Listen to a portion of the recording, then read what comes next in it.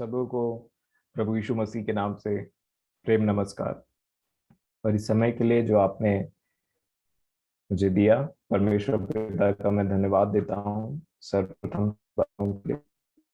और जितने भी प्रिय हैं जो परमेश्वर के वचन को सुनने के लिए आए हैं, मैं आपसे निवेदन करूंगा कि मेरे प्रियो, जैसा हमने डिसीजन लिया था पिछले दिनों और परमेश्वर पिता ने ये अनुग्रह हम पर किया और ये अवसर को आने दिया कि हम प्रार्थना के विषय में हम देखें। और प्रार्थना, जैसा कि गीत गाया गया कि प्रार्थना ही जीवन और प्रार्थना ही जय।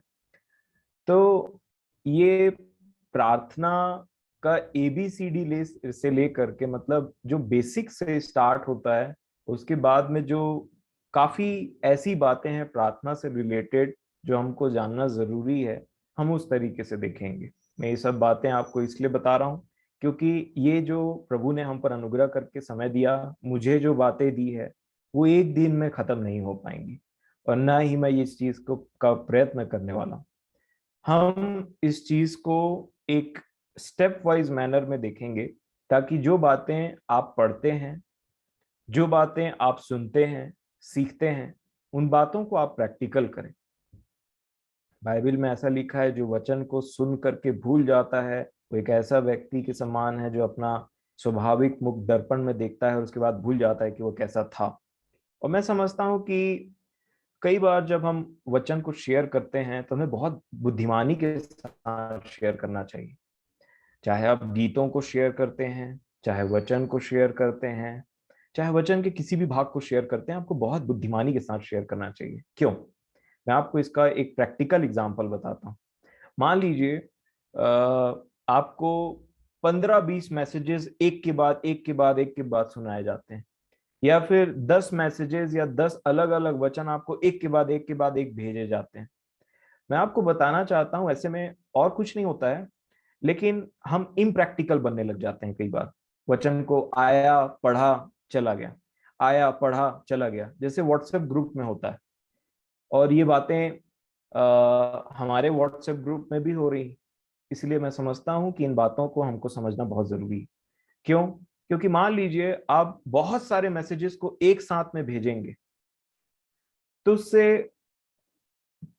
होना कुछ नहीं है, इंसान कंफ्यूज हो जाएगा और धीरे धीरे जो आपने भेजा है उसका कद्र कम हो जाएगा, वो पढ़ना कम हो जाएगा और उसको स्क्रॉल ऊपर करके वो डायरेक्ट देखेगा इधर उधर। या फिर उसको कई बार ऐसा होता है कि व्हाट्सएप के ग्रुप जो होते हैं ना, उनको उनका नोटिफिकेशन है ना, उनको म्यूट कर दिया जाता है। अब डिस्टर्ब मत करो करके, अब तुम ज्यादा डिस्टर्ब कर रहे हो, ऐसे हो जाता है। तो उसमें एक ऑप्शन आता है जिसको दबा करके आदमी उसको म्यूट कर देता है। ये लोग बहुत मैसेजेस भेजते रहते हैं, लेकिन मैं आपको बताना चाहता हूं कि हम इसमें बुद्धिमानी से काम लें। इसमें बात इमोशनल की नहीं है और ना ही परमेश्वर के वचन के, इसमें बात है परमेश्वर के वचन के आदर करने की। मैं समझता हूं, मैं जहां तक प्रैक्टिकल लाइफ जीता हूं, मैं उसी की बात करना ज्यादा पसंद करता हूं। अब देखिए, मान लीजिए आप वचन पढ़ेंगे आज, तो मैं नहीं समझ सकता आपसे इतना सारा वचन एक बार में बात करेगा एक दिन में। ये क्वाइट इम्प्रैक्टिकल है कि मान लीजिए 5 सरमन का वीडियो भेज दिया गया और आपने पांचों सुन लिया और पांचों अलग अलग विषय में था। उसके बाद में 2-4 वचन भेजे गए जो अलग अलग विषय में था। तो देखिए, हम इम्प्रैक्टिकल बातों की ओर ना मुड़े। कोशिश करें कि जिस एक वचन ने आपसे बात किया, अगर आपको उसको भेजने की इच्छा है आप भेज सकते हैं। तो शाम में आकर के हम मीटिंग में जुड़ते हैं, आप वहां शेयर कर सकते हैं उस छोटी सी बात को, जिससे हम सब आशीषित हों। और इसीलिए हम उन बातों को देखेंगे, हमारा प्रयास यही रहता है कि जो बातें प्रैक्टिकल हों। और इसीलिए हम एक स्टेप वाइज मैनर में जाएंगे कि ये प्रार्थना जो शब्द है और ये जो प्रार्थना का जो मैटर आता है, एक व्यक्ति को प्रार्थना करने की जरूरत क्यों पड़ेगी? आपने कभी सोचा है? अधिकतर देखिए, अगर मैं इंसानों की बात करूं तो इंसान में एक क्वालिटी रहती है, जब तक वो चीज अपने से कर लेता है दूसरे की मदद नहीं मांगता। उसको लगता है इसके लिए किसी की मदद मांगने की जरूरत नहीं, ये अपने मन से हो सकता है करके। और ये अगर इंसान दूसरे इंसान के बारे में समझ सकता है तो परमेश्वर भी जानते हैं। अब प्रार्थना की बात के विषय में जाने से, एग्जैक्टली उसमें आने से पहले मैं आपसे, जो परमेश्वर पिता ने मुझसे कहा है कि जो प्री रिक्विजिट होती है उसको जानना जरूरी है कि हमें प्रार्थना करना क्यों है। आपने बहुत सारे वचनों को पढ़ा होगा प्रार्थना के विषय में, एग्जैक्टली वर्सेस हैं कई सारे कि ऐसे प्रार्थना करना है, ये करना है, और आपको प्रभु ने आशीष दिया उन वचनों से। मैं परमेश्वर पिता का धन्यवाद देता हूं। परंतु मेरे प्रियो, मैं आपको, देखिए, ये होता कुछ इस प्रकार से है कि जब एक इंसान होल हार्टेडली अपने पूरे हृदय से पश्चाताप करता है ना, तो जब वो पश्चाताप करता है तो अपने पापों से फिरता है और उसके बाद में उसके क्षमा के लिए परमेश्वर की ओर निहारता है, क्योंकि वहां वो उसका कुछ नहीं हो सकता, वो सिर्फ डिपेंडेंट रहता है परमेश्वर के ऊपर में कि परमेश्वर पिताजी, मेरे पापों को आप अपने पुत्र के लहू से क्षमा कर दीजिए। और ऑल पावरफुल जो ब्लड रहता है, सर्वशक्ति मान लहू जो बोलना चाहिए, जिसका असीम सामर्थ वाला जो लहू है यीशु का, वो, अब देखिए, ये जो परमेश्वर का वध किया हुआ मेमना है ना, ये बहुत पावरफुल है मेरे प्रियो, और इसको बहुत कम लोग समझते हैं। मैं आपको सच बता रहा हूं, आप आराम से पढ़ लीजिएगा, क्योंकि जब यीशु को मसीही लोग बोलना चाहिए, जो उसके विश्वास करते हैं उसके ऊपर, वो देखते हैं या अन्य जाति देखते हैं, उनको लगता है कि ये कोई पावरफुल चीज नहीं है। बट ये जो परमेश्वर का वध किया हुआ मेमना है, जिसको हम यीशु मसीह करके बोलते हैं, आप देखिए ये इतना पावरफुल चीज है कि अगर आप प्रकाशित वाक्य में पढ़ेंगे तो वहां पे यूहन्ना रो रहे थे, और वो इस बात के लिए रो रहे थे कि स्वर्ग में और पृथ्वी में ऐसा एक भी व्यक्ति नहीं मिला जो परमेश्वर वो पुस्तक को खोल दे, जो मुहर लगा हुआ जो मुहर लगा हुआ पुस्तक है। उसके बाद में वो रो ही रहे थे, फिर अचानक से उनको पता चला कि एक है, पुस्तक को खोलने वाला मिल गया है। और पुस्तक को खोलने वाले का डिस्क्रिप्शन जो वहां पे लिखा हुआ है वह है वध किया हुआ मेमना।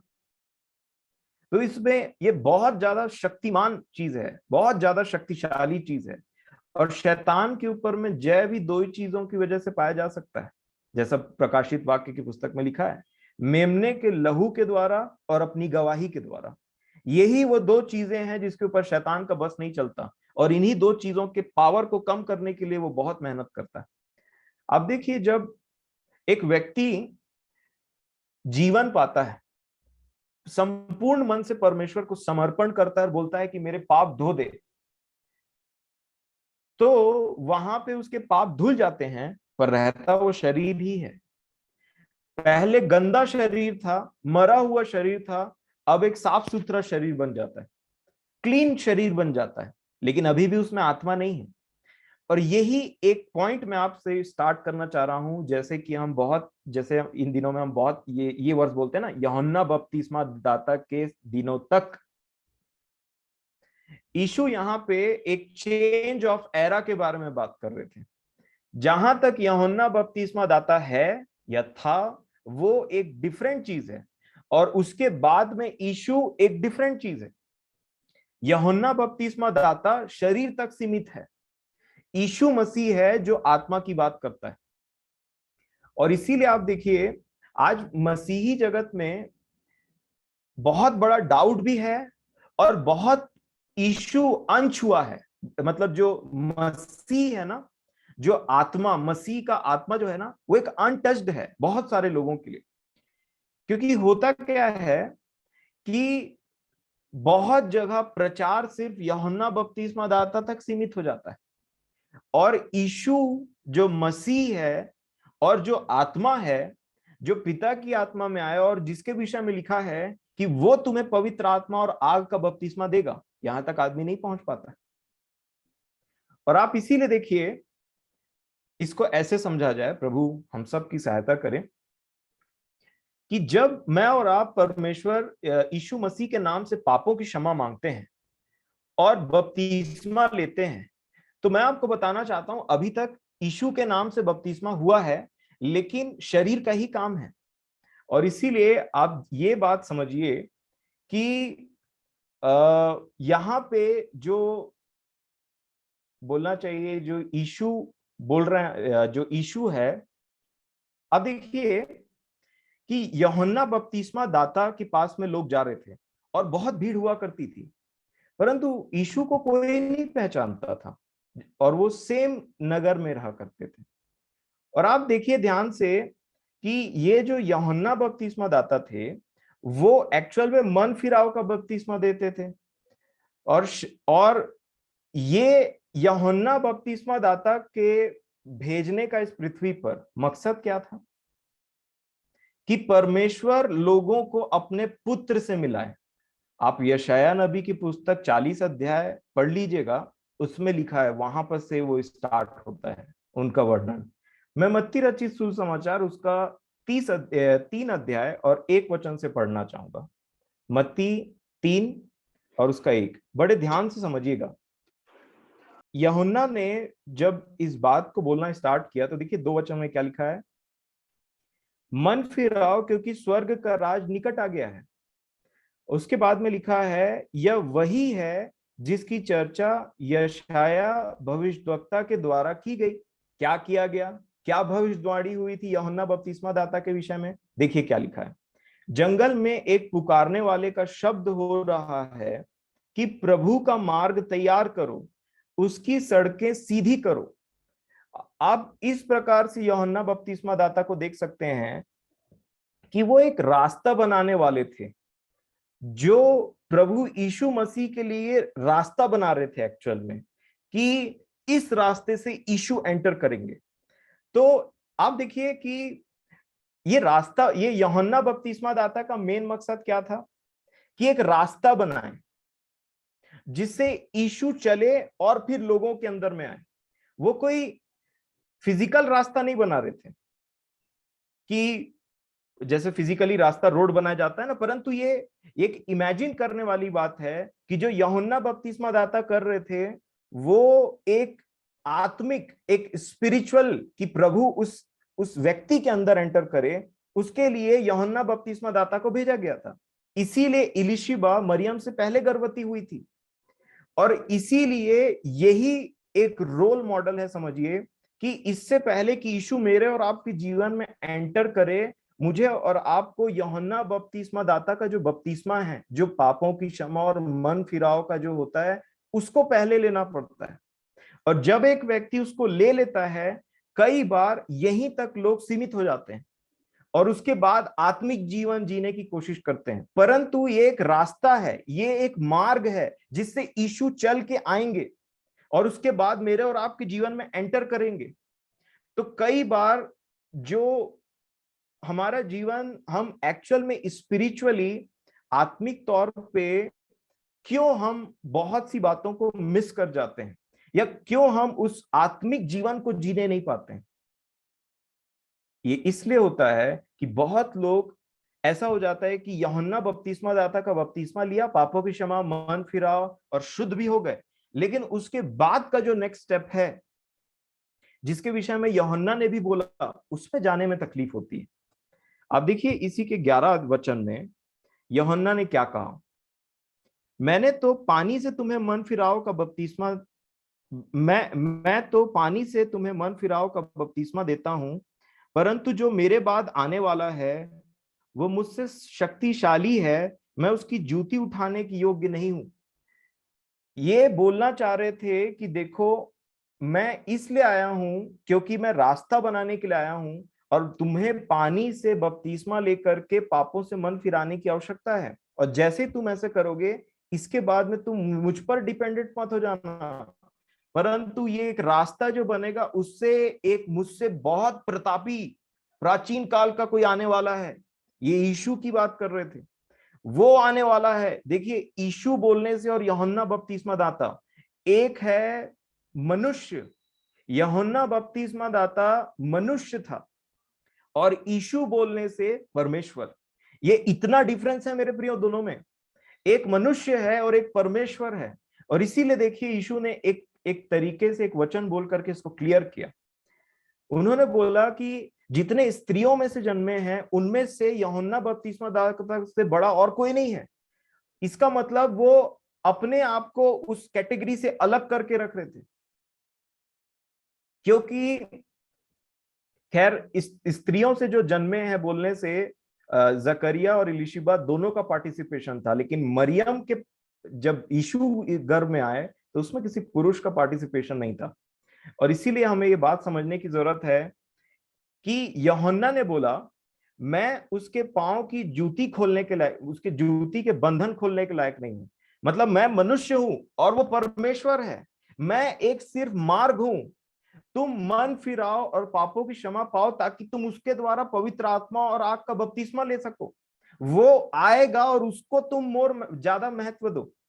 वो महत्व के योग है, वो परमेश्वर के तुल्य है, वो मसीह है। और होता क्या है, जब एक व्यक्ति पापों की क्षमा पाता है, बपतिस्मा लेता है, उसके बाद में उसको पूरा ये विश्वास हो जाता है कि मेरे पाप जो थे धुल गए। मैं कितनो खराब व्यक्ति था, परंतु अब जो है यीशु मसीह के नाम से, उसके लहू के द्वारा मेरे पाप धुल गए और मुझे क्षमा प्राप्ति हो गई। परंतु जब वो इतने में ही रुक जाता है और आत्मा उसके अंदर अभी नहीं प्रवेश किया है, तो ये जो समय रहता है ना, अब इसको तो इन्होंने तो बपतिस्मा ले लिया। अब बपतिस्मा लेने के बाद इनको बहुत सारे वचनों के बारे में पता चलता है। एक व्यक्ति बाइबल पढ़ता है, वचन को सुनता है, वचन को नाना प्रकार से इन्वॉल्व होता है कि परमेश्वर के वचन में क्या क्या लिखा है।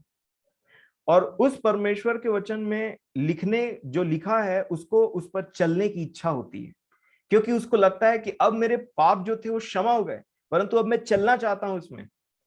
परंतु मेरे प्रियो, वो चल नहीं पाता है और वो बहुत ट्राई करता है, वो अपना 100% देता है। एक व्यक्ति को लगता है कि नहीं, अब मेरा बपतिस्मा हो चुका है, अब मेरे को गुस्सा नहीं करना है, अब मेरे को झूठ नहीं बोलना है, अब मेरे को इधर उधर अपनी आंखों को नहीं लगाना है, बुरी बातों को नहीं सुनना है, गलत संगति में नहीं रहना है, और वो भरपूर प्रयास करता है। परंतु अभी तक वो शरीर ही है और शरीर में प्रयास कर रहा है, और शरीर में प्रयास करते करते करते करते बहुत खराब तरीके से फेलियर उसको मिलती है। बहुत जोर से वो ताकत लगाता है अपने शरीर का, क्योंकि यूहन्ना बपतिस्मा दाता जब बपतिस्मा दे रहे थे तो किसी के ऊपर आत्मा नहीं आता था, किसी के अंदर में आत्मा आत्मा नहीं एंटर होता था। वो काम यूहन्ना बपतिस्मा दाता का था ही नहीं कभी। वो काम है यीशु मसीह का, जो पवित्र आत्मा और आग का बपतिस्मा देता। और यही यूहन्ना बपतिस्मा दाता बोल रहे थे चिल्ला चिल्ला के, मैं वो नहीं हूं। इवन प्रेरितों के काम में प्रेरितों ने भी यही बात बोला कि यूहन्ना जो है वो मन फिराव का बपतिस्मा देता था, पर क्या तुमने पवित्र आत्मा का बपतिस्मा पाया है? क्योंकि अगर इस चीज के बारे में हमें समझ नहीं आया ना, मैं आप बोलना चाहता हूं, एक व्यक्ति शरीर में कितनो प्रयास कर ले, वो परमेश्वर के वचन में नहीं चल सकता। क्योंकि जिसने बोला ऐसा करो या ऐसा करना चाहिए या ऐसा चलो, मैं यीशु मसीह की बात कर रहा हूं, जिन्होंने वचनों को बोला तुम ऐसा करना, तुम ऐसा करना, तुम ये करना, तुम वो करना, जितने वचन उन्होंने बोला वो बहुत स्ट्रांग और पावरफुल वचन है जिनको शरीर नहीं मान सकता।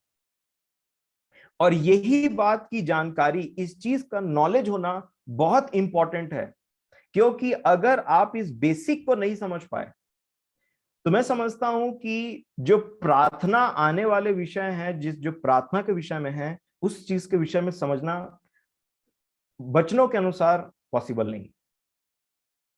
और जब एक व्यक्ति समझ जाता है, अब देखिए मैं फिर से इस बात को बोलता हूं ताकि हम सब आत्मा के विषय में बहुत अच्छे से समझें। जब आपका बपतिस्मा होता है, आपने पानी से बपतिस्मा लिया, आपके पाप धुल गए और उसके बाद में आपका विवेक शुद्ध हो गया, सब अच्छी बात है। पर जब वचन में चलने की बात है तो जिसने बोला है वो आत्मा है, और जो चलेगा वो आत्मा ही उस पर चल सकता है।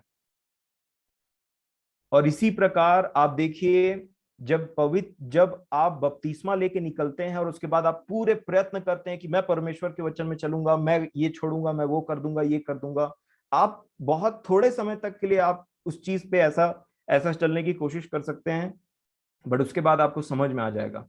और वो होना बहुत आवश्यक है। कई बार लोग ऐसा होता है और पीछे हट जाते हैं, बोलते हैं ये वचन बहुत कठिन है और इस पे चलना नामुमकिन है। वो सही बात बोलते रहते हैं, क्योंकि ये बात यीशु ने पहले बोल दिया, मनुष्य से ये असंभव है। और जब उसने यीशु ने खुद ये बात बोला कि मनुष्य से ये असंभव है, मतलब मनुष्य से ये असंभव है। अब आप बोलेंगे कि तो फिर मनुष्य और फिर आत्मा, ये क्या बातें हैं?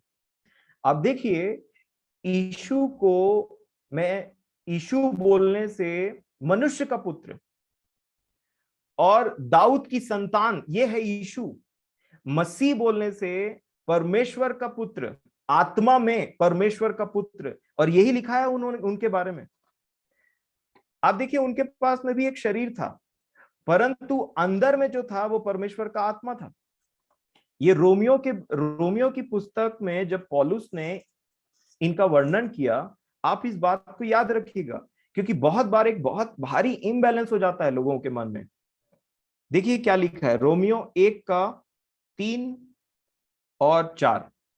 रोमियो 1 अध्याय उसका 3 और 4 वचन ऐसा लिखा है, अपने पुत्र हमारे प्रभु यीशु मसीह, अपने पुत्र मतलब परमेश्वर पिता के पुत्र, हमारे प्रभु यीशु मसीह, हमारा वो प्रभु भी है।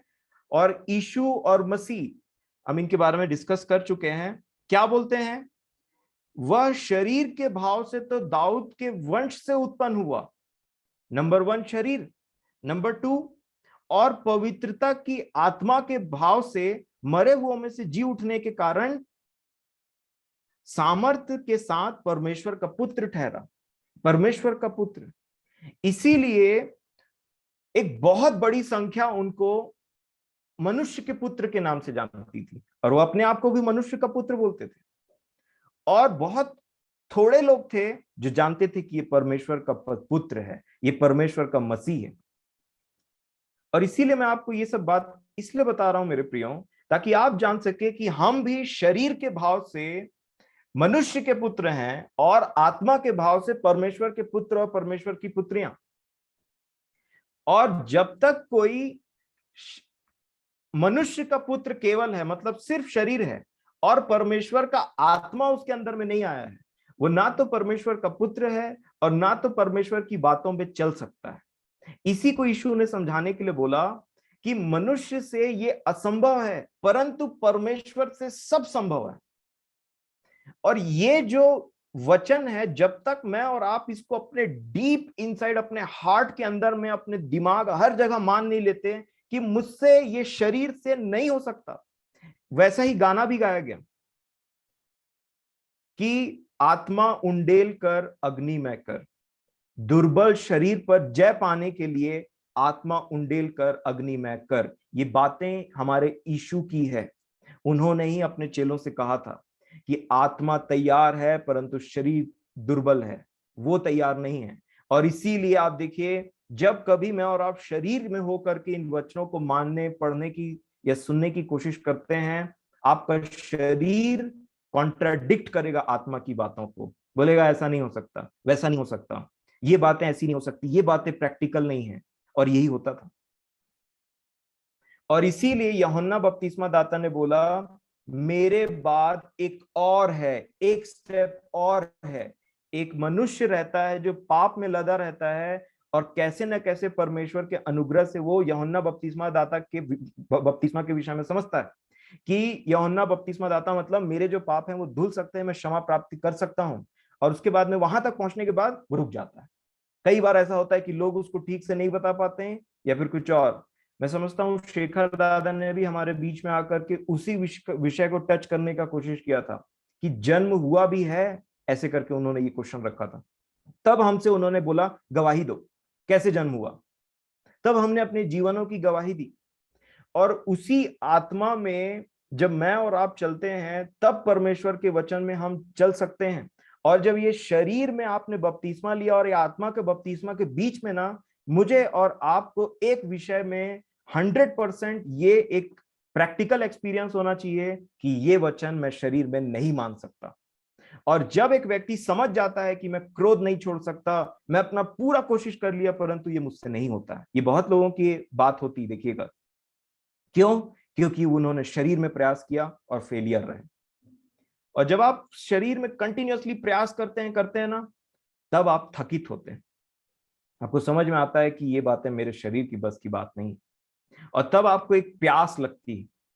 और जब आपको एक प्यास लगती है, आप ये परमेश्वर के वचन पे चलने और उस पे स्थिर रहने, उसको कंटिन्यू करने के लिए, तब यीशु बोलते हैं कि जो कोई प्यासा है वो मेरे पास आए और जीवन का जल सेंत में पिए, वो उसके अंदर में जा करके जीवन का सोता बन जाएगा। और आप देखिए, इस सब प्रोसेस जो होता है, इसमें हर एक स्टेप में गिड़गिड़ाने की जरूरत है। परंतु एक व्यक्ति जो सिर्फ शरीर है और इन सब बातों के विषय में जानता भी नहीं है, अब आप उसको बोलिए प्रार्थना करो, तो इनमें से कोई भी बातें टच नहीं होंगी उसके प्रार्थना में, न पर्सनल प्रार्थना में, न पब्लिक प्रार्थना में। और इसीलिए कई बार ऐसी प्रार्थनाओं का लाइन लगा देना जो परमेश्वर की इच्छा के अनुसार नहीं है, जो सुनने में भले मानुषिक बुद्धि के अनुसार में ऐसा लग सकती है कि बहुत अच्छा प्रार्थना किया, परंतु परमेश्वर की इच्छा के अनुसार नहीं है, उसको परमेश्वर अपने पुत्र के द्वारा बकबक बुलवाया कि बकबक मत किया करो ज्यादा, ऐसे करके। तो आप सोचिए, आप अपने पूरे हार्ट से, अपने होल हार्ट से प्रार्थना कर सकते हैं, और फिर भी वो किसी के नजर में बकबक हो सकता है। किसी के नजर में क्या, जिससे आप प्रार्थना कर रहे हैं उसके नजर में ये बकबक हो सकता है। क्यों? क्योंकि वो उसकी इच्छा के अनुसार नहीं है। ये मुझे और आपको अपने विषय में ये ज्ञान रखना इतना इंपॉर्टेंट है, क्योंकि अगर आपने इस चीज को नहीं समझा, तो मैं फिर बोलता हूं कि आगे की जितनी बातें होंगी ये आपको कुछ समझ में नहीं आएंगी। परंतु जब एक व्यक्ति समझ जाता है कि मुझ में कोई अच्छी वस्तु वास नहीं करती है, मैं नहीं चल सकता परमेश्वर के वचन में, ये शरीर में कितनों कोशिश कर लूं मैं नहीं चल सकता, एक आध दो दिन बहुत ट्राई कर लिया अपने आप को, तो थोड़ा स्ट्रेच कर लिया, उसके बाद में ऐसा लगेगा बस अब मैं थक गया।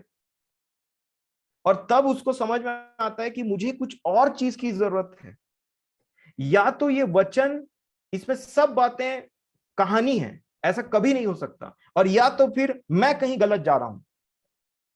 और तब वो समझता है, वो देखता अपने आसपास में कि वचन तो कभी झूठ नहीं होता, क्योंकि ऐसे कई लोग हैं जो आत्मा में जीते हैं और उस व्यक्ति को चैलेंज करते रहते हैं, और वो व्यक्ति बोलता है मैं इतना हारा हुआ जीवन जीता हूं, और इस सामने वाला व्यक्ति कैसे प्रभु में आगे बढ़ सकता है, वो कौन सी बात है जो मैं मिस करता हूं।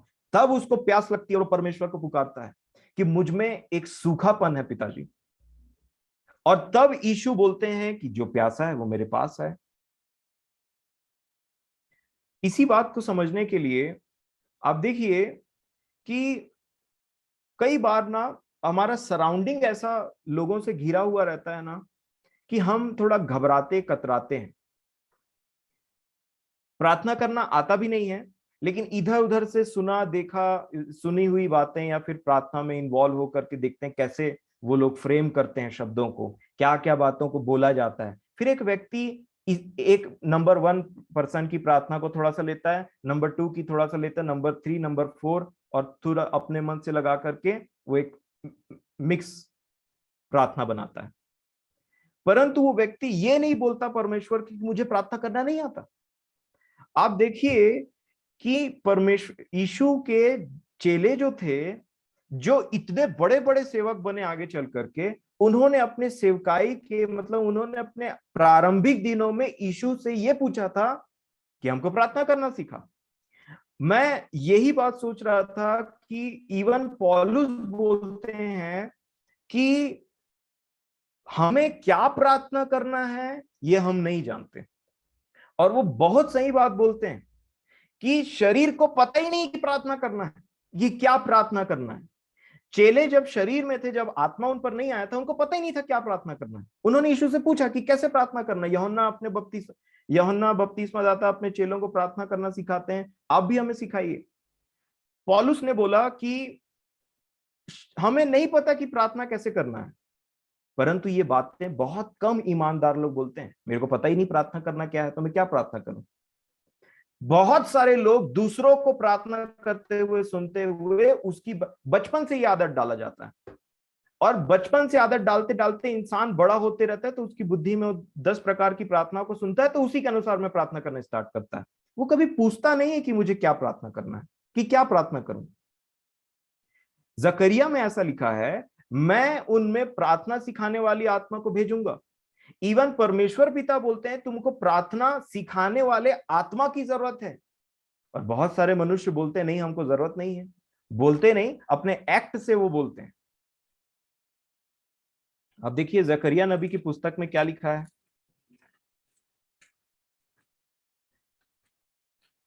जकरिया और उसका 12 अध्याय और 10वां वचन। जकरिया 12 और उसका 10।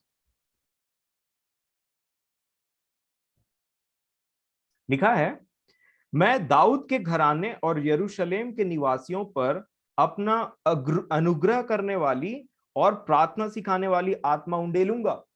इवन परमेश्वर पिता बोलते हैं कि तुमको पता नहीं कि तुमको क्या प्रार्थना करना है।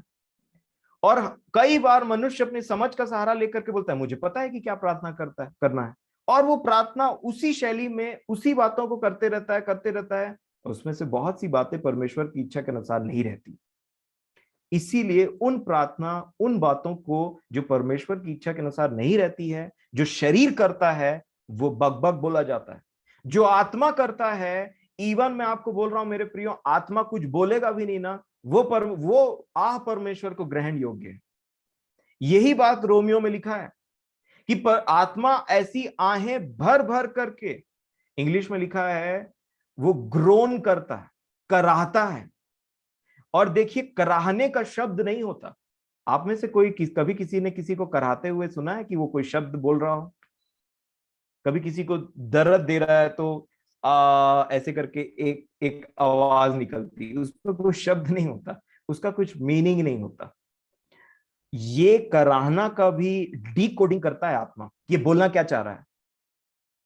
अब मान लीजिए कि एक व्यक्ति बहुत ही, किसी का एक्सीडेंट हो गया है मान लीजिए, और वो पड़ा हुआ है और वो सिर्फ करा रहा है, उसमें इतनी शक्ति भी नहीं कि वो बोल सके, और सिर्फ वो कराएगा, चिल्लाएगा जोर से, और अगले को पता चल जाता है कि ये क्यों चिल्ला रहा है। एक एक्सीडेंट हुआ है और ये व्यक्ति चिल्ला रहा है, तो दूसरा व्यक्ति ये नहीं पूछता है कि ये क्यों चिल्ला रहा है, उसको समझ में आ जाता है कि क्यों चिल्ला रहा है। उसी प्रकार हमारा आत्मा जब कराहता है, तो ये परमेश्वर को जो हमारा कराहना निकलता है अंदर से कि प्रभु ये वचन में नहीं चल पा रहा हूं, मैं ऐसा हूं, यहां पे वैसा हूं, ये पर्टिकुलर वचन मेरे जीवन में नहीं है, और वो व्यक्ति कराहता है। तो जब कराहता है तो आत्मा उसको डीकोड करता है कि इसके कराहने का मतलब क्या है, और वो बातें परमेश्वर तक पहुंचती है। टू डीप फॉर वर्ड्स लिखा है वहां पे, बहुत गहरा शब्दों के लिए। आप देखिए, यही डिफरेंस है हमारे यीशु में, हमारे महायाजक में, हमारे प्रभु में। पुराने नियम में ऐसा कोई नहीं हुआ उसके समान में, और ना ही कभी होगा, क्योंकि वो है राजाओं का राजा। जब हन्ना रो रही थी, मुंह से कुछ शब्द नहीं निकालती थी और होंठ हिलाती थी, तो उस समय के महायाजक जो एली थे, उनको लगा ये शराब पी है, ये नशा करी हुई है। परंतु इस समय जो कराहता है और होंठ हिलाता है या शब्द नहीं निकलता है, हमारे महायाजक को समझ में आ जाता है कि ये क्या बोलना चाह रहा है। हमारा महायाजक ये नहीं बोलता, ये गलत नहीं बोलता कि ये ऐसा है, ये इसने शराब पी लिया, ऐसा नहीं, ये है हमारा महायाजक। और मेरे प्रियो, इसमें से सबसे बड़ा पॉइंट यह है कि मुझे और आपको प्रार्थना करने से पहले यह बात समझनी पड़ेगी कि मनुष्य से यह असंभव है। परमेश्वर के आत्मा के बिना आप जो भी प्रार्थना करेंगे, वो एक्चुअल में बहुत पॉसिबिलिटी यह है कि वो बकबक ही होगा। परंतु परमेश्वर के आत्मा के साथ उसकी आत्मा, उसके प्रार्थना सिखाने वाली आत्मा जब मेरे और आपके अंदर आती है, तब वो हमको असली जरूरत हम अपना पता चलता है, तब हमको आत्मा की जरूरत पता चलती है, और तब वो बातें वो परमेश्वर तक पहुंचाता है। और मैं आपको बताना चाह रहा हूं, इस बात को समझिए कि जो प्रभु ने मुझे सिखाया वो ये है कि इस बात का नॉलेज जो हमारे यीशु ने बोला, कि उन्होंने कहा कि मनुष्य से ये असंभव है, ये नॉलेज ना बहुत कम लोगों के पास होता है। और जिन लोगों के पास में ये एक्चुअल नॉलेज है ना, वही एक्चुअल में मन में नम्र और दीन है। बाकी सबको लगता है मैं करूंगा कल से, मैं करूंगा कल से। और इसीलिए जो भी ऐसा करना चाहता है वो फेल हो जाता है, और उसके मन में जो सूखापन लगता है वही तब वो करा करके पुकारता है कि मुझसे नहीं हो सकता, अपनी आत्मा को मुझे दे। और हमारा यीशु तो बोलते ही रहते हैं कि जो जो कोई प्यासा है वो मेरे पास आए और जीवन का जल पी ले। अब देखिए लूका रचित सुसमाचार उसका 11 अध्याय उसके 13वें वचन को अगर आप निकालें, लूका 11 और उसका 13। मत्ती रचित सुसमाचार अगर आप 7 अध्याय पढ़ेंगे तो वहां पे भी यही वचन है। वहां पे लिखा है कि जब तुम अच्छे होकर के अपने बच्चों को, जब तुम बुरे होकर के अपने बच्चों को अच्छी वस्तुएं देना चाहते हो, तो तुम्हारा जो स्वर्गीय पिता है वो अपने मांगने वालों को अच्छी वस्तुएं क्यों ना देगा। परंतु यहाँ पे अगर आप लूका रचित सुसमाचार 11 के 13 को देखेंगे तो यीशु ने ये बात को क्या बोला, अतः जब तुम बुरे होकर अपने बच्चों को अच्छी वस्तुएं देना जानते हो तो स्वर्गीय पिता अपने मांगने वालों को पवित्र आत्मा क्यों ना देगा। पवित्र आत्मा एक दान जरूर है, एक गिफ्ट है पवित्र आत्मा, लेकिन उसके लिए भी आपको अप्रोच करना पड़ेगा। ये मेरा प्रैक्टिकल एक्सपीरियंस है और मैंने इस बात को देखा है। जब आप गिड़गिड़ा करके बोलते हैं प्रभु मुझ में वो प्यास है, क्योंकि जब तक प्यास है, यीशु की बातों को याद रखिएगा, हमारे प्रभु ने कहा कि जो कोई प्यासा है पवित्र आत्मा से परिपूर्ण होने के लिए और उसमें एक फुलफिलनेस को पाने के लिए प्यासा होना जरूरी है मेरे प्रियो। और ये प्यास होता है नॉलेज कि मैं अपने आप से इन वचनों पे नहीं चल सकता, और यही होता है ऑनेस्टी जो परमेश्वर पिता चाहते हैं हमसे।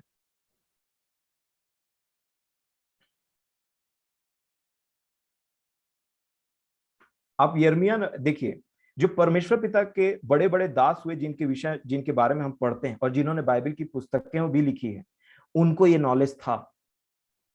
पुराने नियम का एग्जाम्पल बोलूं तो यिर्मयाह नबी की पुस्तक 10 अध्याय और 23 वचन देखिए। यिर्मयाह भविष्यवक्ता जो थे उन्होंने ये बात को एक्नॉलेज किया, माना। यिर्मयाह 10 और उसका 23 क्या लिखा है, हे यहोवा मैं जान गया हूं कि मनुष्य का मार्ग उसके वश में नहीं है। मनुष्य चलता तो है परंतु उसके डग उसके अधीन नहीं है। ये है नॉलेज। इतने बड़े भविष्यवक्ता पुराने नियम के वो ये बोलते हैं कि मैं जान गया हूं, मतलब मुझे एक नॉलेज प्राप्त हुआ है। और वो नॉलेज क्या है कि मनुष्य जो है ना उसका डग उसके वश में होता ही नहीं। वो चाहता है कि इधर जाऊं और उधर चले जाता है। और इसी के बारे में वो क्या बोलते हैं, मनुष्य चलता तो है परंतु उसके डग उसके अधीन नहीं है, नहीं है उसके अधीन। और यही वो नॉलेज है। इसके बाद में वो देखिए क्या प्रार्थना करते हैं, हे यहोवा मेरी ताड़ना कर पर न्याय से, क्रोध में आकर नहीं, कहीं ऐसा ना हो कि मैं नष्ट हो जाऊं। मतलब यिर्मयाह नबी ने एक प्रार्थना की कि परमेश्वर पिता मैं जो चीज करना चाहता हूं वो मुझसे नहीं हो पाता है, परंतु मैं जान गया हूं कि मनुष्य का डग उसके वश में होता ही नहीं है। और यही बात को नए नियम के व्यक्ति पौलुस ने एक्नॉलेज किया। उन्होंने बोला कि मैं अच्छा करना चाहता हूं परंतु कुछ और हो जाता है। मैं भला तो करना चाहता हूं, मैं परमेश्वर की व्यवस्था से मन में प्रसन्न भी रहता हूं, लेकिन मुझे अपने शरीरों में अपने अंगों में कुछ और प्रकार की व्यवस्था दिखाई देती है। और तब उन्होंने बोला कि अगर आप मेरे साथ में रोमियो की पुस्तक उसका 7 अध्याय खोलेंगे और उसके 24 वचन में क्या लिखा है देखिए। रोमियो 7 और उसका 24, ये है नॉलेज। यहां से स्टार्ट हुई थी इतने बड़े परमेश्वर के दास की। वो बोलते हैं रोमियो 7 के 24 में, मैं कैसा अभागा मनुष्य हूं, what a wretched man I am. कैसा अभागा मनुष्य हूं मैं। अपने आप से परेशान हो गए थे पौलुस। क्यों? वो बोलते हैं मुझे इस मृत्यु की देह से कौन छुड़ाएगा। अपने शरीर से परेशान हो गए थे। और फिर वो बोलते हैं हमारे प्रभु यीशु मसीह के द्वारा परमेश्वर का धन्यवाद हो। इसलिए मैं आप बुद्धि से तो परमेश्वर की व्यवस्था का, परंतु शरीर से पाप की व्यवस्था का सेवन करता हूं। अब देखिए 8 अध्याय गेम चेंजिंग है। क्या लिखा है? वो बोलते हैं 8 के 1 में, अतः अब जो मसीह यीशु में है उन पर दंड की आज्ञा नहीं, क्योंकि वे शरीर के अनुसार नहीं वरन आत्मा के अनुसार चलते हैं। अब यीशु का आत्मा मेरे अंदर आया, मेरे मसीह का आत्मा मेरे अंदर आया है। अब वो मेरा प्रभु बना है, अब उसका आत्मा है। अब मैं नहीं रहा, अब मसीह मुझ में जीवित है। अब फिर क्या लिखा है 2 में, क्योंकि जीवन की आत्मा की व्यवस्था ने मसीह यीशु में मुझे पाप की और मृत्यु की व्यवस्था से स्वतंत्र कर दिया। अब बड़े ध्यान से तीसरे वचन को पढ़ देखिएगा, क्या लिखा है? क्योंकि जो काम व्यवस्था शरीर के कारण दुर्बल होकर न कर सकी, किसने किया? उसको परमेश्वर ने किया। यही बात यीशु अलग तरीके से बोल रहे थे। मनुष्य से यह संभव नहीं है तो किससे संभव है? परमेश्वर से सब संभव है। अब देखिए पौलुस ने यह बोला, मैंने नहीं किया, परमेश्वर ने किया। तो जब तक पौलुस करना चाह रहे थे 7 अध्याय में, टोटली फेल थे वो, क्योंकि ये शरीर को आदम के द्वारा फेलियर बहुत पहले से मिल चुका है। और इसीलिए हमको बहुत बहुत, मैं बोलना चाहूंगा, एक प्यास जो बहुत सूखापन रहता है एक व्यक्ति के अंदर जो आत्मा के बिना जीता है। परंतु जो आत्मा के साथ जीता है उसके लिए सारी बातें धीरे धीरे परमेश्वर के अनुग्रह से, वो धीरे धीरे धीरे, क्योंकि वो यीशु का आत्मा है। और यीशु ने क्या बोला? मैंने संसार को जीत लिया है। ये जीता हुआ आत्मा हमारे अंदर में डाला गया है मेरे प्रिय। और वो हमको स्ट्रगल करता है, वो हमको काउंसलिंग देता है, ये मार्ग में जा, ऐसा कर, ऐसा मत कर, यहां रुक जा, वहां देख, यहां बैठ, ऐसा। और तब हमको समझ में आता है कि शरीर में जो हम जी रहे थे, क्या क्या दयनीय दशा थी हमारी। करना चाहते थे पर कर नहीं पाते थे। वचनों को जानते हैं पर तो चल नहीं पाते हैं। बहुत सारा ज्ञान है परंतु चल नहीं पाते हैं। बहुत सारे वचन हैं, बहुत सारी बातें हैं परंतु चल नहीं पाते हैं। बचपन के मसीह हैं, विश्वासी हैं, परंतु चल नहीं पाते हैं। क्यों?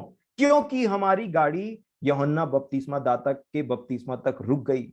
उसके बाद हमने यीशु का बपतिस्मा लिया नहीं लिया, वो पर्सनल है।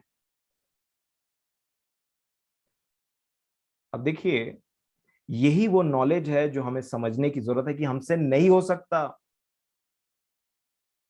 अब देखिए, एक इंसान ना पूरा कोशिश करता है, जब वो सोने जाता है ना, तो पूरा कोशिश करता है कि घर में एक भी मच्छर ना रहे, एक भी कीड़ा ना रहे, एक भी कोई ऐसी चीज ना रहो, छोटे से छोटा कीड़ा जो रात में सोते समय मुझे काट दे। पर आप देखिए, जब वो सोने के लिए जाता है, अपना भरपूर प्रयास करके जब वो थोड़ा सा लेटता है, अचानक से उसको आवाज आता है एक मच्छर का। और ये दर्शाता है कि मनुष्य ना अपना पूरा प्रयास कर दिया, 100% दे दिया।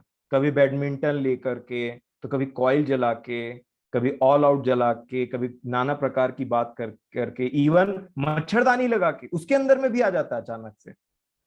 सब प्रयास करने के बाद में एक मनुष्य का 100% मच्छर आपने देखा है, मारा भी होगा, कभी बहुत जोर से नहीं मारा होगा, और उसका सिर अगर क्रश नहीं हुआ होगा तो आपने उसके सिर पर ध्यान दिया है? वो कितना बड़ा रहता है उसका सिर, और उस सिर के अंदर में उससे छोटा कितना बड़ा बुद्धि रहता है। मैं आशा करता हूं आप मेरी बात समझ रहे हैं। ये एक सिर्फ एक मनुष्य को समझाने, मनुष्य की रीति पर एक एग्जाम्पल है कि एक मच्छर को आप मारेंगे और उसका सिर अगर कुचलाया नहीं गया और उसका सिर बचा हुआ है, ठीक है, आप देखिए उसका सिर कितना छोटा रहता है। और उस छोटे से सिर के अंदर उसकी छोटी सी बुद्धि आपको और मुझे ठगने के लिए इनफ है। उतनी छोटी सी बुद्धि इंसान को बेवकूफ बनाने के लिए इनफ है। क्योंकि आप मच्छर से वाकिफ होंगे, जब लाइट जले रहता है तो वो नहीं आता, उसको भी पता है कि कब काटना और कब जाना है इसके पास में। उसको भी पता है, उसकी छोटी सी बुद्धि में इतना बुद्धि है कि वो आपको ठग सके। आपके जाने बिना आपको काट के आपका खून चुरा करके ले जा सके, और आप यहां काट रहे हैं तो यहां मारेंगे, कभी ऐसा करेंगे। मैं आपको ये एग्जांपल इसलिए बता रहा हूं कि मनुष्य जो है वो मच्छर की इतनी बड़ी बुद्धि से नहीं जीत सकता। वो उसको काट के चला जाता है, वो उसको मलेरिया डेंगू दे करके चला जाता है। क्योंकि ऐसा रहता है, जब जैसे ही वो सोने के लिए जाता है, मच्छर कहीं कोने में छिपा रहता है, उसको समझ में आता है कि लाइट बंद हो गया, अब इसका आंख भी बंद होगा, अब ये इनएक्टिव होगा। अब उसके बाद में वो धीरे से जाकर के उसको काटता है। मनुष्य इतना ऐसा है कि वो अपना रखवाली एक छोटे से चींटी से नहीं कर सकता, एक छोटे से चींटी की बुद्धि से नहीं वो जीत सकता है। क्योंकि अगर वो जब वो उधर उधर ध्यान देता है और वो नहीं चाहता कि मुझे काटे, वो कभी भी आकर के उसे काट करके चले जाते हैं। यही सेम दशा होती। सोचिए उद्धार के विषय में मनुष्य कितना कमजोर है, और इसीलिए यीशु ने कहा कि मनुष्य से यह असंभव है। और यही बात मुझे आपको जानने की जरूरत है। आप अपने अपने आप को शांति दे सकते हैं? नहीं दे सकते। आप अपने आप का उद्धार करा सकते हैं? नहीं करा सकते। आप पापों पे जय पा सकते हैं? नहीं पा सकते। आपका दिमाग जो नाना प्रकार की बातों को सोचता है या चिंता करते रहता है, आप उस पर जय पा सकते हैं? नहीं कर सकते। बहुत सारी चीजों को हम नहीं कर सकते, और यही बात जानने की आवश्यकता है। और जो ये बात जान गया और जिसने पुकार के बोला, उसको प्रभु बताते हैं कि अब मैं तुझ में क्या कर सकता हूं, तू देखेगा। यूहन्ना रचित सुसमाचार में एक व्यक्ति है, 5 अध्याय में, वो 38 साल से उस दशा में पड़ा हुआ है। आपने पढ़ा होगा, मैं ऐसा समझता हूं। यूहन्ना 5 अध्याय, देखिए क्या लिखा है। यूहन्ना रचित सुसमाचार उसका 5 अध्याय,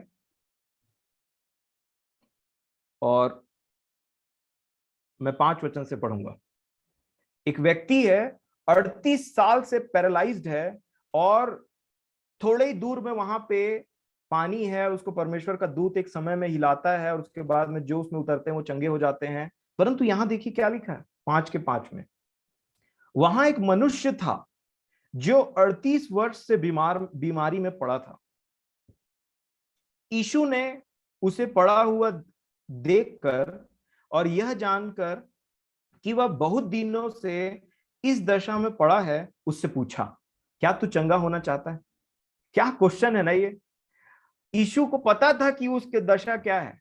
एक लंबे समय तक, क्योंकि यहां पे क्या लिखा है, देखिए ध्यान से 6 को। यीशु ने उसे पड़ा हुआ देखकर और यह जानकर कि वह बहुत दिनों से इस दशा में पड़ा है, उससे पूछा। यीशु को पता था कि ये बहुत दिनों से पड़ा है, फिर भी पूछ रहा है, क्या तू चंगा होना चाहता है? और ये दशा कौन सी पता है मेरे प्रियो? ये दशा है उस व्यक्ति की जो थक चुका है, पैरालाइज्ड हो चुका है, परमेश्वर के वचन में चलते चलने का प्रयास कर करके। क्योंकि क्या लिखा है, वहां एक मनुष्य था, लिखा है 5 वचन में। ये मनुष्य भरपूर प्रयास करके देख चुका कि मैं चलूं, परंतु वो अपाहिज हो चुका है, उसके बस की बात नहीं है। और यीशु से पूछते हैं, क्या तू चंगा होना चाहता है इस दशा में? अब इसकी बात सुनिए 7वें वचन में। उस बीमार ने उसको उत्तर दिया, हे प्रभु, मेरे पास कोई मनुष्य नहीं कि जब पानी हिलाया जाए तो मुझे कुंड में उतारे, परंतु मेरे पहुंचते पहुंचते दूसरा मुझसे पहले उतर जाता है। दो चीजों का बखान इन्होंने किया यहाँ पे। ये व्यक्ति जो बीमार थे, अपाहिज थे, पैरालाइज थे, उन्होंने बोला, मेरे पास कोई व्यक्ति नहीं है कि जो मुझे वहां तक ले जा सके, और दूसरा, मैं जब तक कोशिश करता हूं तो कोई दूसरा उतर जाता है। मतलब ना ये मेरे बस की बात है, और ना इस पूरे संसार में मेरी कोई सहायता कर सकता है इस बीमारी से अलग होने के लिए। मैं आशा करता हूं आप मेरी बात समझ रहे हैं। प्रभु आपकी सहायता करे। ना ये मेरे बस की बात है कि मैं तेरे वचन में चलूं, और ना ही इस दुनिया में किसी मनुष्य के बस की बात है कि वो मुझे तेरे वचन में चला सके। ऐसा अपाहिज पड़ा हुआ हूं मैं पिछले 38 साल से। तब यीशु ने बोला, और ऐसी दशा में जब एक व्यक्ति आकर के बोलता है ना, हाँ मैं चंगा होना चाहता हूं, न मैं खुद कर सकता हूं अपनी मदद, न दूसरे मेरी मदद कर सकते हैं, तो प्रभु बोलते हैं, मैं तेरी मदद करूंगा।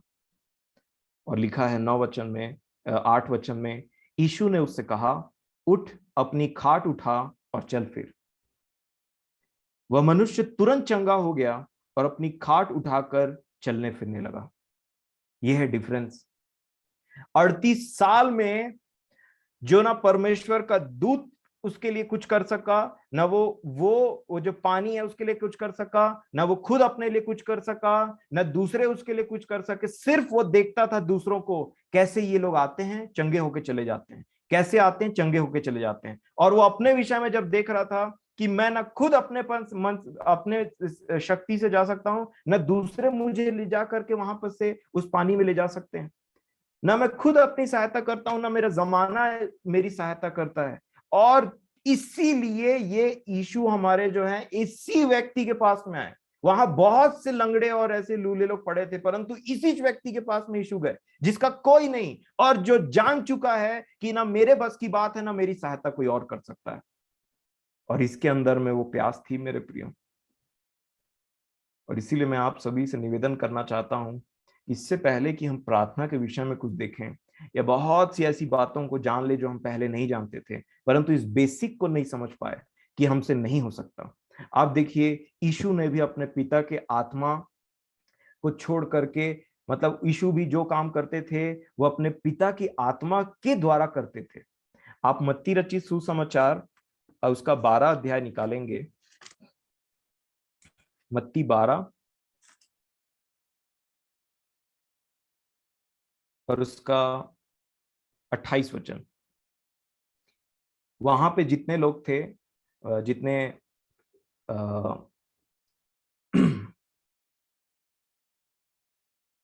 फरीसी थे, फरीसियों ने यीशु को एक बात बोला कि तू ना ये जो दुष्ट आत्मा निकालता है ना, ये तू बील जबूल शैतान की मदद से निकालता है। उन्होंने ऐसा बोला। उसके रिस्पॉन्स में यीशु ने बोला, देखिए 27 वचन, भला यदि मैं मत्ती 12 का 27, भला यदि मैं शैतान की सहायता से दुष्ट आत्माओं को निकालता हूं तो तुम्हारे वंश किसकी सहायता से निकालते हैं? और फिर उन्होंने बोला, इसलिए वे ही तुम्हारा न्याय करेंगे। अब 28 को देखिए ध्यान से, पर यदि मैं परमेश्वर के आत्मा की सहायता से ऐसा काम करता हूं। आप देखिए, यीशु जो थे वो शरीर में आए थे, परंतु वही मैं आपको समझाने की कोशिश कर रहा था, आत्मा के भाव से वो परमेश्वर के पुत्र थे और हैं भी। और वो बोलते हैं कि मैं यदि परमेश्वर के आत्मा की सहायता से करता हूं। यीशु की जब परीक्षा हुई थी तो आत्मा से परिपूर्ण होकर के वो जंगल में पहुंचे थे। और इसीलिए मेरे प्रियो, आत्मा के बिना कोई जीवन नहीं है। आत्मा ही है जो हमें जीवन देता है। और यही बात को जब जब हम समझते हैं ना कि ये मेरे बस की बात नहीं है, यही पहला प्रीरिक्विजिट है प्रार्थना। क्योंकि अगर जिस व्यक्ति को समझ में ये बात नहीं आई और उसको लगता है मैं कर लूंगा, वो कभी प्रार्थना नहीं करेगा। कभी वो भले कभी प्रार्थना नहीं करेगा, मतलब इसको आप ऐसे समझिए कि वो बहुत सारी चीजों के लिए प्रार्थना करेगा, लेकिन जहां आत्मिक तौर से लड़ने की बात आएगी ना, वो उन विषयों को कभी नहीं बोलेगा परमेश्वर से कि मुझे इस विषय में सहायता की जरूरत है, क्योंकि उसको हमेशा यही लगते रहेगा, अब मैंने ये वचन जान लिया, अब मैं ऐसा कर दूंगा। परमेश्वर के बड़े बड़े दासों को पता था कि ये किसी यहां तक परमेश्वर के दास पौलुस ने क्या बोला, तुम चाहे पौलुस को रख लो, उसका प्रचार सुन लो, चाहे तुम अपुल्लोस का प्रचार सुन लो, चाहे तुम पतरस कैफा का प्रचार सुन लो, चाहे तुम किसी व्यक्ति का प्रचार सुन लो, अगर परमेश्वर ग्रोथ देना नहीं चाहे तो तुम में ग्रोथ नहीं आ सकता। यही पौलुस बता रहे थे पहला कुरिन्थियों 3 अध्याय में। क्योंकि वहां पे लोगों के बीच में प्रचारक को लेकर के हमको ये प्रचारक ज्यादा पसंद है, हमको फलाना ब्रदर ज्यादा पसंद है, हम इसका वचन ज्यादा सुनते हैं। ठीक बात है, कोई दिक्कत नहीं। लेकिन अगर आपने सोचा कि ये ब्रदर आपको पहुंचा देगा या आपके जीवन में उन्नति करवा देगा, परमेश्वर का जगह ले लेगा, उससे सावधान रहिएगा। क्योंकि जिन प्रचारकों का आप नाम लेते हैं, न्याय के दिन खड़े होकर के वो बोल देंगे कि हमने कभी इस व्यक्ति को नहीं बोला कि आपने जीवन में हमारी आपकी जो परमेश्वर पिता आपकी जो जगह है ना, हमने कभी नहीं बोला था इसको कि वहां उस जगह में हमें बैठाना। और इसीलिए पौलुस ने भी ये बात को बोला, कौन है कैफा, कौन है पौलुस, कौन है अपुल्लोस, सिर्फ हम दास हैं। परमेश्वर ही है जो ग्रोथ दे सकता है, परमेश्वर ही है तुमको बढ़ाने वाला, उसके ऊपर फोकस रहो, बाकी सब उसकी अधीनता में आते हैं। और ये बात बहुत जरूरी है समझना, तभी प्रार्थना में शेर जैसा आवाज नहीं निकलेगा, परंतु प्रार्थना में हमको समझ में आएगा कि हम किससे बात कर रहे हैं और कितनी सहायता की जरूरत है। आप यीशु मसीह को देखिए, उसने प्रार्थना को कितना महत्व दिया मेरे प्रियो। वो कितनों बिजी रहते थे प्रचार में, परंतु उन्होंने अपने पिता के साथ जो संबंध था, जो समय था, उसको कितना महत्व दिया। लूका रचित सुसमाचार उसका 21 अध्याय देखिए, उनकी एक रूटीन जिससे आप बहुत आशीषित हो सकते हैं। लूका 21 का 37 जो वो किया करते थे, क्या लिखा है? लूका रचित 21 उसके 37 में मैं पढ़ता हूं, देखिए। वह दिन को मंदिर में उपदेश करता था और रात को बाहर जाकर जैतून नामक पहाड़ पर रहा करता था, और भोर को तड़के सब लोग उसकी सुनने के लिए मंदिर में उसके पास आया करते थे। वो दिन को सेवकाई करता था, रात को पहाड़ में चले जाता था, क्योंकि पहाड़ में जाकर के वो अपने पिता से प्रार्थना कर सके, और सुबह भी इससे पहले कि प्रचार करे। मुझे ये बात का पूरा भरोसा है कि प्रभु पहाड़ में रात में जाते थे तो रात में पिता के साथ समय बिताते थे, और सुबह प्रचार करने निकलने से पहले पिता के साथ समय बिता करके वो आते थे लोगों के पास में। ये प्रभु का एक रूटीन था, मैं श्योर हूं। इवन प्रभु ने जब 12 चेलों का चुनाव किया, उन्होंने रात भर प्रार्थना किया था। आप पढ़ लीजिएगा, रात भर प्रार्थना किया था। पति पत्नी का जो रिश्ता होता है उसको बाइबल में बहुत महत्व दिया गया है कि पति पत्नी आपस में मिले रहें, वो एक तन होंगे और उनके बीच में कोई उनको अलग करने का कोशिश ना करे। परमेश्वर स्त्री त्याग से घृणा करता है, विश्वास योग्य रहे। पति की प्रार्थना रुक सकती, पत्नी के साथ ठीक व्यवहार करने के लिए उसके शरीर पर अफेक्ट कर सकता है। बहुत सारे हस्बैंड्स इसलिए बीमार रहते हैं क्योंकि वो अपनी पत्नी से प्रेम नहीं करते। क्योंकि इफिसियों की पत्री में अगर आप पढ़ेंगे तो वहां पे क्या लिखा है कि कभी किसी ने अपने शरीर से बैर नहीं किया, इसीलिए तुम भी अपनी पत्नी से अपने शरीर के समान में प्रेम करो। ये ऐसा होता है कि मानो किसी इंसान का बुद्धि जो है वो खराब हो गया है और वो अपने शरीर को रोज ब्लेड से काटता है अगर वो अपनी पत्नी के साथ में दुर्व्यवहार करता है तो, क्योंकि वो अब उसको भी परेशान नहीं, वो अपने शरीर को ही परेशान कर रहा है। और ऐसे पति पत्नी के रिलेशन के लिए जिसमें हमेशा परमेश्वर पिता ने बोला, वो अपने वचन से बोला कि तुम में प्रेम रहे, प्रेम रहे, लिखा प्रार्थना करने के समय में तुम दोनों अलग हो जाया करो। अपने लिए प्रार्थना करने के समय में तुम एक सेपरेट टाइम रखो कि वो समय, प्रार्थना करने का समय जो है तुम्हारा, वो उसमें तुम दोनों भी एक दूसरे के जीवन के बीच में ना हो। सोचिए प्रार्थना का महत्व। और प्रार्थना का महत्व किसी इंसान के जीवन में तब होता है जब उसको समझ में आता है कि मैं आत्मा के बिना में, परमेश्वर के आत्मा के बिना में। और आप देखिए, जो क्रूस जिसमें यीशु ने सारे अधिकारों का खुल्लम खुल्ला तमाशा बना करके रख दिया, उस क्रूस में जाने से पहले भी हमारे प्रभु यीशु मसीह ने गतसमनी के बाग में जाकर के प्रार्थना किया, बल प्राप्त किया और फिर क्रूस की यात्रा की। क्रूस की यात्रा का सबसे पहला स्टेप हमारे यीशु ने प्रार्थना के द्वारा में स्थापित किया था। क्यों? क्योंकि उनको पता था। आप देखिए, यीशु जो प्रार्थना करके उन लोगों के पास में गए, वो बोल्डली गए, बोले मैं हूं जिसे तुम पकड़ने आए हो। और जो लोग सो रहे थे, जो आत्मा रहित थे उतना टाइम, अभी तक आत्मा नहीं आया था, और जब वो पहुंचे और जब उन्होंने यीशु को कैप्चर किया, सब भाग गए। एक तो बिना कपड़े के भाग गया। इसका मतलब एक जो प्रार्थना के साथ, आत्मा के साथ जाता है, उसको परीक्षा में स्टेबिलिटी मिलती है, स्ट्रेंथ मिलता है उसको परमेश्वर से। और तब वो ऐसा व्यक्ति जानता है कि प्रार्थना की आवश्यकता क्या है।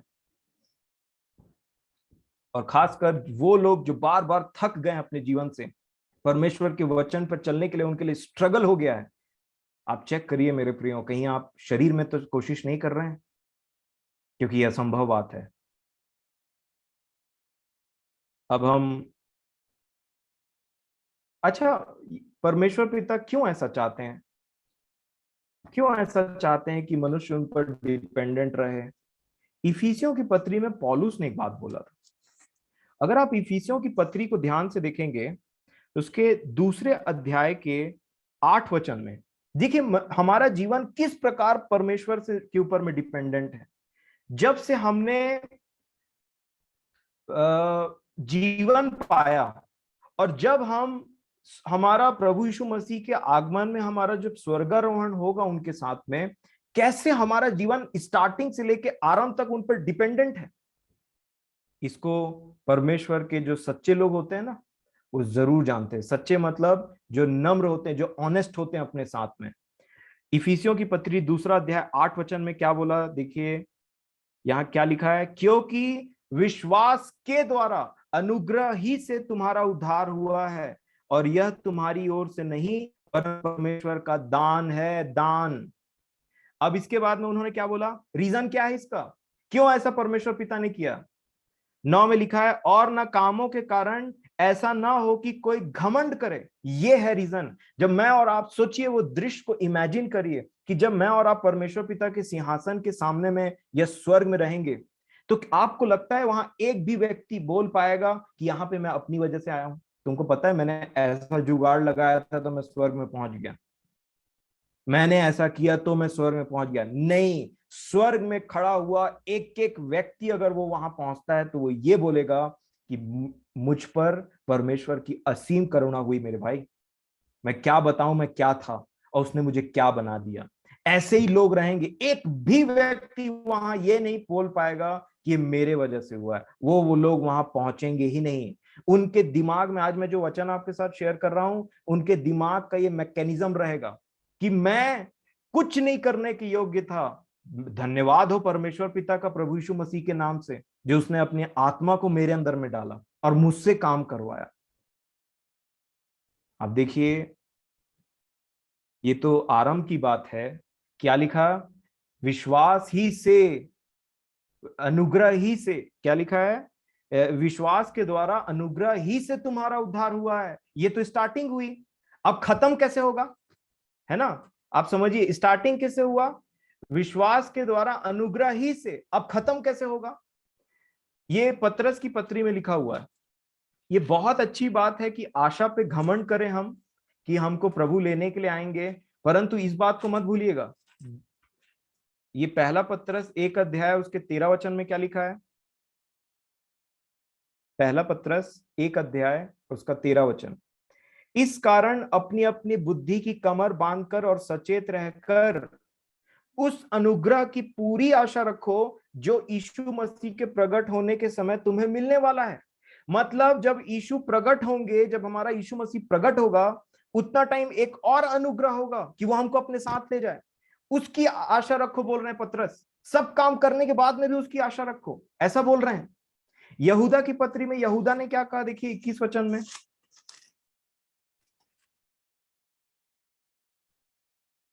देखिए यहूदा 20 और 21 वचन में पढ़ूंगा। पर हे प्रियो, तुम अपने अति पवित्र विश्वास में उन्नति करते हुए और पवित्र आत्मा में प्रार्थना करते रहो। किसमें लिखा है, किसमें प्रार्थना करो, शरीर में, पवित्र आत्मा में प्रार्थना करते रहो। और क्या लिखा है 21 वचन में, अपने आप को परमेश्वर के प्रेम में बनाए रखो। और जब सब काम कर लोगे ना, तो क्या करना, और अनंत जीवन के लिए हमारे प्रभु यीशु मसीह की दया की बाट जोते रहो। स्टार्ट किससे हुआ था, विश्वास और अनुग्रह, खत्म किस में हो रहा है, दया, अनुग्रह। वो आएगा तो मुझ पर अनुग्रह करेगा, दया करेगा और मुझे अपने साथ ले जाएगा। ये हमारा जीवन, और ऐसे ही लोग स्वर्ग में पाए जाएंगे, क्योंकि वचन में साफ लिखा है कि ऐसा ना हो कि कोई मनुष्य अपने ऊपर घमंड करे। परमेश्वर कभी, वो घमंडियों के विमुख रहता है, वो विरोध करता है घमंडियों का, परंतु अनुग्रह, दीनों पर अनुग्रह करता है। ये बात समझनी जरूरी है, क्योंकि ये अगर आपके आपके शब्द कितनों अच्छे हों, पर अगर ये जो अपने विषय में नॉलेज है, और ये जो परमेश्वर के वचन का ये नॉलेज अगर हमारे डीप इनसाइड हार्ट में नहीं ना मेरे प्रियो, आप धोखा खा सकते हैं। और यही मुझे और आपको घमंडी बना सकता है, अंदर से घमंडी बना सकता है। ध्यान रखिएगा। तो इसी के साथ में ये जो बातें हैं, इन पर ध्यान करिए। और जो हम नेक्स्ट प्रार्थना के विषय में देखेंगे, रेगुलर तो मैं इसके हित में नहीं हूं। मैं समझता हूं कि वेडनेसडे को हम एक रख सकते हैं, उसके बाद में हम संडे में फिर इन बातों की ओर ध्यान देंगे। नंबर 2, इसी में एक नया विचित्र चीज, कई बार प्रार्थना करने का और इतना डिपेंडेंट होने का हमारा आदत हो जाता है कि हर बातों के लिए हम प्रार्थना करते हैं, जो कि सही है, परंतु परमेश्वर पिता ऐसे लोगों को एक नया एक्सपीरियंस देते हैं। ये बहुत अच्छी बात है कि प्रार्थना, हर बात में प्रार्थना प्रार्थना बहुत अच्छा आदत है, परंतु परमेश्वर पिता मुझे और आपको एक नया एक्सपीरियंस देते हैं। और वो एक्सपीरियंस है, अगर आप मैं समझता हूं आपको याद होगा, नहीं तो आप निर्गमन की पुस्तक 14 अध्याय उसका 14 और 15 वचन को पढ़िएगा। ध्यान से देखिए, मूसा के हाथ में लाठी है, सामने लाल समुद्र है, और मूसा बोल रहे हैं कि तुम शांत रहो और परमेश्वर स्वयं देखेगा। मतलब पूरा डिपेंडेंसी परमेश्वर पिता के ऊपर में, कि परमेश्वर करेगा उस चीज को, तुम चुपचाप रहना, कुछ मत करना, है ना। और जब परमेश्वर पिता की दुहाई मूसा ने दिया, तो परमेश्वर पिता ने उल्टा बात बोल दिया, जैसा मूसा सोच रहे थे। उन्होंने कहा तुम मेरी दुहाई क्यों दे रहा है। ये समझने का जरूरत है। तुम मेरी दुहाई क्यों दे रहा है, तेरे हाथ में क्या है। तेरे हाथ में वो है जिसको मैंने तुझे एज एन अथॉरिटी दिया है। कई बार ऐसा होता है, हम सोचते हैं कि हम अथॉरिटी रहित व्यक्ति हैं, परंतु आप देखिए, परमेश्वर यीशु ने बोला मत्ती 28 में जाने से पहले, स्वर्ग और पृथ्वी का अधिकार मुझे दिया गया है और वो मैं तुम्हें देता हूं। इसका मतलब वो तो मुझे दिया गया है, जब मैं तुम्हें भेज रहा हूं तो मैं अधिकार तुम्हें दे रहा हूं। तुम जाकर के सांपों को, बिच्छुओं को, सब चीजों के ऊपर में अधिकार रखो, चेला बनाओ जाकर के। अब देखिए, वो अधिकार जो पिता ने पुत्र को दिया, पुत्र ने हमको दिया है। और यही है ये गेम चेंजिंग बात, जो बहुत सी बात हम नहीं समझ पाते। क्या कई बार प्रभु परमेश्वर पिता बोलते हैं, जा, तू मेरी दुहाई क्यों दे रहा है, जा इस पर ढा दे गढ़ को, उस दुष्ट के धड़ गढ़ को ढा दे, तू करेगा ये काम। वो अथॉरिटी का इस्तेमाल कर जो मैंने तुझे दिया है। तू क्यों प्रार्थना कर रहा है, तू क्यों मेरी दुहाई दे रहा है, जा करके अथॉरिटी का इस्तेमाल कर। और तब मैं और आप इस बात का कन्फेशन करते हैं। क्या बोलते हैं बताएं। आप देखिए, पौलुस ने कई पत्रियों को लिखते टाइम में ना बहुत बोल्ड कन्फेशन किया, अंगीकार करते थे वो, परमेश्वर जब हमारी ओर है तो हमारा विरोधी कौन हो सकता है। वो बोलते थे कि क्या ऊंचाई, क्या गहराई, क्या स्वर्गदूत, क्या वर्तमान, क्या प्रधानताएं, क्या कुछ मुझे परमेश्वर के प्रेम से अलग नहीं कर सकती। ये अथॉरिटी है। और उन्होंने यहां तक बोला कि मैं मसीह में सब कुछ कर सकता हूं जो मुझे सामर्थ्य देता है। अगर आप इसी को पहले बोले बिना मसीह के कि मैं करूंगा, मैं अपने घमंड पर, मैं अपने क्रोध पर काबू पाऊंगा, ये घमंड हो जाएगा। परंतु इसी बात को आप बोले, मैं प्रभु यीशु मसीह के द्वारा, मसीह जो मुझे सामर्थ्य देता है, मैं सब कर सकता हूं, इस बात को लेकर के निकलेंगे। मैं आपको बता रहा हूं, आप अपने ऊपर नहीं, आप परमेश्वर के ऊपर घमंड करेंगे। और यही वो टेस्टमनी है जिससे जो शैतान डरता है, जिससे, और शैतान के ऊपर में यही वो टेस्टमनी है, यही वो है, वो चीज है जिसके ऊपर में शैतान के ऊपर में जय पाया जा सकता है। पहला यीशु मेमने का लहू, और दूसरा अपनी गवाहियों के द्वारा। कई बार हमारी गवाहियों को मुंह बंद करके रखे रहता है। हमारे पास क्या गवाहियां रहती पता है। उस दिन मैं वहां से जा रहा था, सामने से सांप पार हो गया, अच्छा वो पैर नहीं रखा, नहीं तो काट दिया रहता।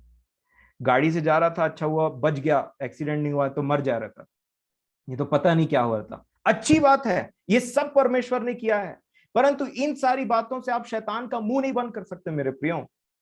शैतान का मुंह आप अपनी उस गवाही से बंद कर सकते हैं कि परमेश्वर मेरी ओर है, उसने कहा है कि वो मुझे कभी नहीं छोड़ेगा, कभी नहीं त्यागेगा, और इसलिए मेरी जैसी भी दशा हो, वो मेरा परमेश्वर है। चाहे मैं घोर अंधकार से भरी हुई तराई से भी क्यों न गुजरूं, तो भी वो मेरे साथ में रहता है। हे मेरी बैरिन, मुझ पर मत हंस, मुझ पर मत ऐसा कर, क्योंकि जो मैं गिरा हूं त्यों मैं उठूंगा। आप देखिए मेरे प्रियो, ये होता है गवाही। इसीलिए जो आज हमने सीखा उस पर ध्यान दीजिए। प्रभु आप सबकी सहायता करें। आज मैं इतनी बातों को बोलूंगा ताकि हमें अपनी स्थिति समझ में आए कि हम क्या हैं, और ऑनेस्ट हो जाएं जहां पे हमारा जोर नहीं चलता, और बोलें कि मैं प्यासा हूं, वो इंतजार कर रहा है कि कब मैं और आप बोलें कि हम प्यासे हैं प्रभु, अपने आत्मा से तृप्त कर हमें, हम पर दया कीजिए, परिपूर्ण कर अपने आत्मा से, इस दुर्बल शरीर पर जय पाने के लिए अपने आत्मा को भेज।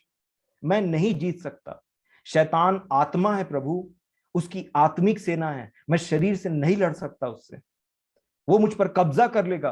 परंतु जब आपका आत्मा मुझ पर आएगा तो वो मेरे सामने टिक नहीं पाएगा, मैं लड़ूंगा और वो मेरे सामने से भाग निकलेगा। मेरे जीवन में टेम्पटेशंस आएंगी, परंतु आपका आत्मा मुझ पर मुझे विजय दिलाएगा। ऐसे जो योद्धा होते हैं ना मेरे प्रियो, जो परमेश्वर के हथियार बांधते हैं, अपने हथियार नहीं, परमेश्वर के हथियार बांध करके उसका सामना करते हैं, वैसे लोगों से भागता है वो, वैसे लोगों से डरता है वो, इस शरीर से नहीं डरता, इस पर उसका पहले से अधिकार रहता है। प्रभु मेरी और आपकी सहायता कर इस बात को समझने के लिए, और इस बात को समझने के लिए कि कितने कमजोर हैं हम परमेश्वर के आत्मा के बिना, और तब प्रार्थना निकलेगी अगर जयवंत जीवन जीना चाहते हैं तो। नहीं तो वही घिसा पिटा जीवन चलते रहेगा, 5 साल, 10 साल, 15 साल। आपने देखा है कुछ लोगों को, आप 15 साल से चर्च में रेगुलर जाते हैं, मीटिंग में रेगुलर पहुंचते रहते हैं, और सब जगह पहुंचते रहते हैं, आप जहां परमेश्वर का वचन होगा सब जगह आप देख लेंगे उनको, परंतु उनके जीवन में ऐसा लगता है कि कोई बातें चेंज नहीं हो पाती। मैं किसी का जज नहीं कर रहा हूं यहाँ पे, मैं आपको ये इसलिए बता रहा हूं क्योंकि कई बार हम किसी को जज नहीं करते, उनके जीवन से कुछ सीखते हैं। आपने देखा नीति वचन का लेखक क्या बोलता है, जब मैं आलसी के घर के सामने से जा रहा था तो उसके बाड़े को टूटा हुआ पाया। इसका मतलब वो आलसी के ऊपर में उंगली नहीं उठा रहा है, वो आलसी से कुछ सीख रहा है ताकि मैं ऐसा ना बनूं। दिस इज नॉट जजमेंट, ये सब अंदर की बातें। प्रभु मेरी और आपकी सहायता करे इस विषय में।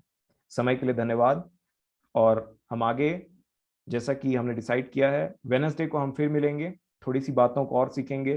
तब तक इस बात को जो आज आपने सीखा है, आज जो परमेश्वर के वचन से आपसे बोला और बातचीत किया है, इस पर ध्यान कीजिए, रुकिए थोड़ा और देखिए अपने जीवन में कहीं ऐसा ही तो नहीं हो रहा है। अगर ऐसा है तो अपने आप को नम्र और दीन करिए, और उसके बाद परमेश्वर पिता को अप्रोच करिए। वो कभी भी मेरे प्रियो दीन व्यक्ति की प्रार्थना को तुच्छ नहीं जानता।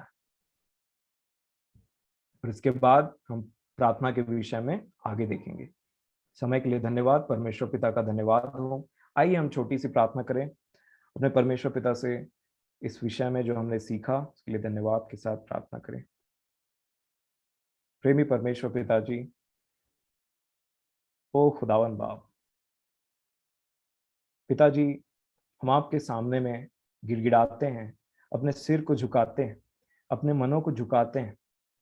और प्रेमी परमेश्वर पिताजी, इतने समय तक जैसा वो 38 साल का व्यक्ति, उसने कहा कि न मेरे पास में कोई है और न मैं खुद से जा सकता हूँ। ऐसी दशा हमारी भी होती है पिताजी, परंतु हम आपके पास में आना नहीं चाहते। हमको लगता है कि हम अपने मन से, अपने बल से हम आगे बढ़ करके उन वचनों को मान सकते हैं जो आपने कहा है। हम भूल जाते हैं कि ये शरीर में कोई अच्छी वस्तु वास नहीं करती। प्रेमी परमेश्वर पिताजी, जितने हमारे बीच में ऐसे प्रिय हैं और जितनों ने आज ये निर्णय लिया, जितने ऑनेस्ट हैं, जितने जितनों ने माना है अपने जीवन में, आप उन पर दया कीजिए। और जब वो आपको पुकारें और जब आपसे विनती करें कि प्रेमी परमेश्वर पिताजी, हमने सिर्फ शरीर का सहारा लेकर के आपके वचनों को मानने की कोशिश किया है, हमने कभी आपके आत्मा के ऊपर ऐसा ध्यान नहीं दिया, हम कभी आपके पास में आकर के ये नहीं कहा कि हम प्यासे हैं, हमें जीवन का जल दीजिए। प्रेमी परमेश्वर पिताजी, बहुत से पापों ने, बहुत से वचन की विरोध की बातों ने हम पर कब्जा करके रखा, लेकिन हमने आपसे ये नहीं कहा कि हम कैसे अभागे मनुष्य हैं और हमें इस मृत्यु की देह से कौन छुड़ाएगा। प्यारे पिताजी, ऐसा ऑनेस्ट हार्ट हम सबको दीजिए कि जहां कहीं भी हम फेल हैं, हम अपने जीवन को बड़े गंभीरता से देखें, और जहां कहीं भी हम फेल हैं खुदावंद बाप, उसके लिए आपसे अनुग्रह मांगे, अपने मनों को दीन करके आपके सामने, और आपको बोलें कि इस विषय में हम बहुत ही बहुत ही गंदे तरीके से फेल हैं खुदावन बाप, आप हमारी सहायता करें पिताजी। लोगों के सामने हमारा इमेज कैसा है, कौन हमें किस तरीके से जानता है, कौन हमें जानता है कि हम डेली मीटिंग अटेंड करने वाले हैं, डेली वचन पढ़ने वाले हैं, डेली वचन को इधर उधर भेजने वाले हैं, या गीत गाने वाले हैं। उन सारी बातों से परे पिताजी, ये हमारे लिए ज्यादा मैटर करे कि हमारे साथ, आपके साथ हमारा संबंध कैसा है।